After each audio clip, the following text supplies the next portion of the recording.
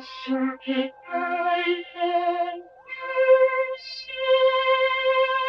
the CircuitPython Parsec today, I wanted to talk about using ANSI escape sequences for text formatting inside of the REPL. So a lot of times you are doing some kind of debugging with your CircuitPython hardware in your REPL, and you need to read some text, some data that's coming out, some sensor readings.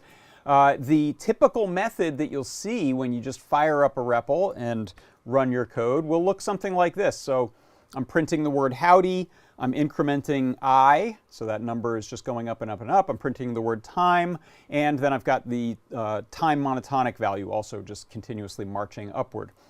If your data is streaming pretty fast, if there are multiple things, it can be difficult to see what's going on. You don't always need a big long history. In fact, sometimes you just want to see a number showing up or some bit of info showing up in front of you. How do you do that? Well, you can do that with an ANSI escape sequence. So I'm going to go ahead and comment out and in some lines of code here. This was the initial line here. It just said print I time monotonic.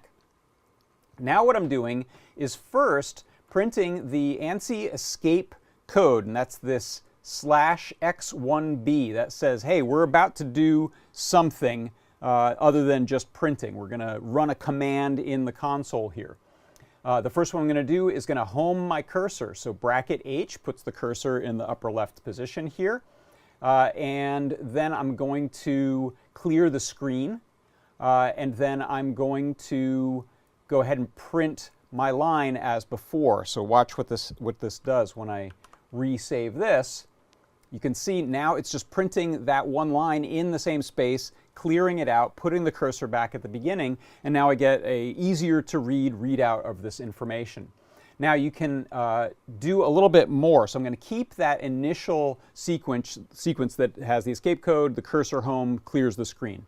But this time I'm going to do some color coding. So again, in this line, print and then /x1b, the escape sequence, and then bracket and a color number. In this case, I'm doing 34M. That says I'm going to change the color of the text. There's a little list that I can show you of some of the color values you can use in your console. A lot of this will vary depending on the console you're using and if you have any themes applied. So then I'm printing a word, the incrementing I, and then I'm using another escape sequence code, color code. This is a different color. So 34 was the howdy, 31 is the word time, and then at the end of this I get out of. So escape sequence 0M, that means any subsequent text will be normal. So I'll go ahead and save this. And now you see I've got howdy and the I value in blue, and then time and the time monotonic value in red.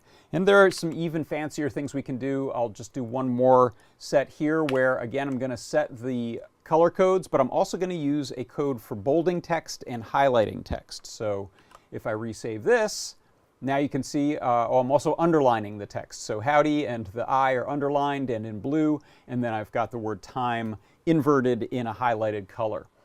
So you can find these ANSI codes. They aren't specific to CircuitPython. These have been around for a long, long time, since the 70s. If you look for these online, you'll find some things like color codes. I've got a set of them here for black, red, green, yellow, blue, magenta. Some consoles will use anywhere from 0 to 255 and let you pick your own color, as well as some tricks like bolding, dimming. Italic doesn't work in every one, doesn't work in the one I use. Underlined usually works, inverting colors. So there's a lot of fancy tricks you can do with this, and it just makes life a lot easier when you are displaying text in the REPL. And that is how you can use ANSI escape sequences to format text in the REPL in CircuitPython. And that is your CircuitPython Parsec.